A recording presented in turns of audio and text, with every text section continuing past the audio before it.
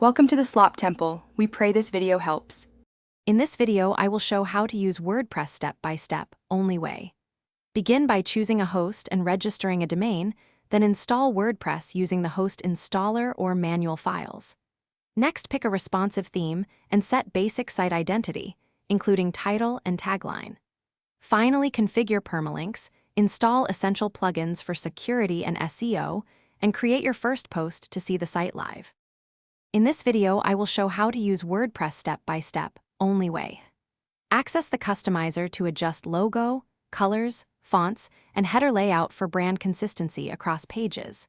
If you plan code edits, create a child theme to keep updates safe.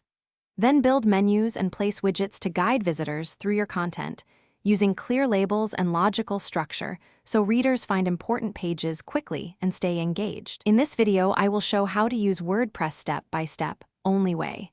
Write posts with descriptive headings, short paragraphs, and one primary keyword to keep content focused and readable. Add an SEO plugin to control meta titles, descriptions, and social previews so pages look good when shared.